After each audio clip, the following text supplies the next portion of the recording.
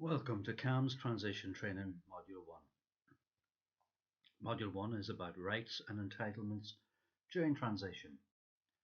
The learning aims are to explain rights and entitlements during transition, discuss young persons' rights, and examine the impact on carers.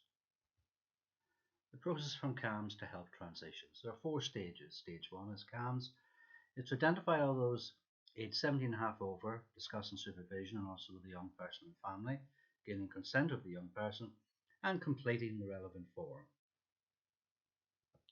Second stage is a transition panel, the monthly transition meeting at which CAMHS clinicians attend and the panel discuss and agree appropriate services within adult mental health services to meet the needs of the young person. Third stage is the professionals meeting or joint appointments. The CAMHS clinician and the AMS key worker organise the most appropriate method of transfer on a case-by-case basis. Transition plan is completed and communicated to other professionals involved. Joint appointments with CAMHS and AMS key clinicians and the young people and family. And the 4th stage is a discharge from CAMHS. Discharge is agreed at the first meeting. The young person remains the responsibility of CAMHS until their 18th birthday. 4 stages: 1, 2, 3 and 4. There are some key points relating to CAMHS transition.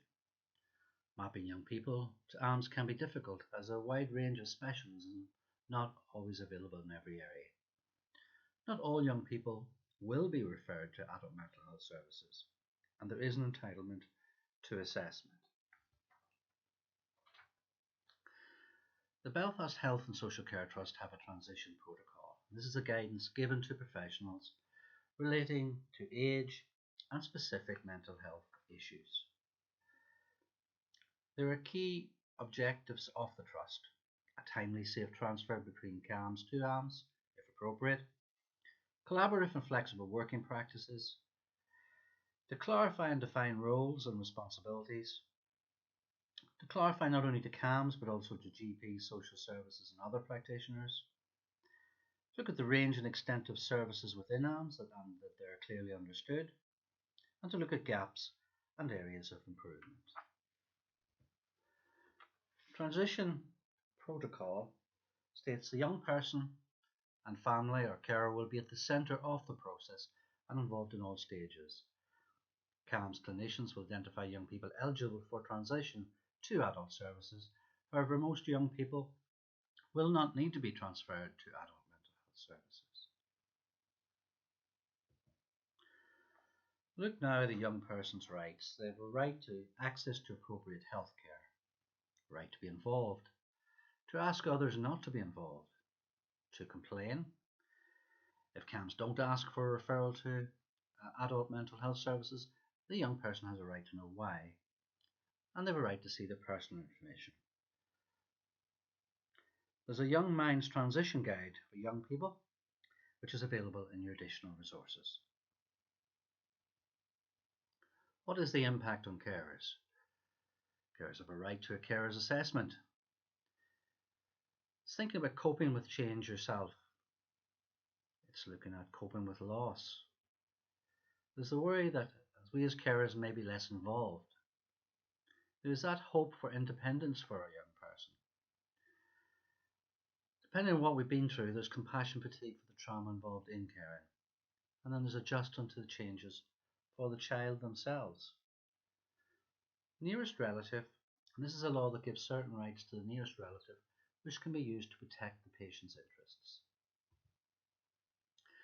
Usually the nearest relative is the older of the 2 people who appear in the following list, regardless of gender.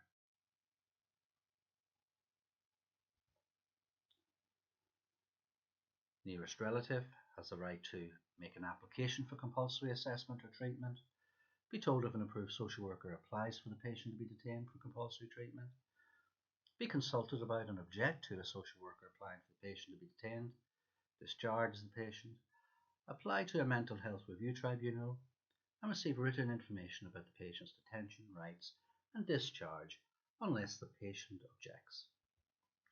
So the learning aims For Module 1, we're to explain rights and entitlements during transition, discuss young persons' rights, and examine the impact on carers. This is Module 1, Rights and Entitlements During Transition. Module 2 is about communication and confidentiality, and Module 3 about supplementary statutory support.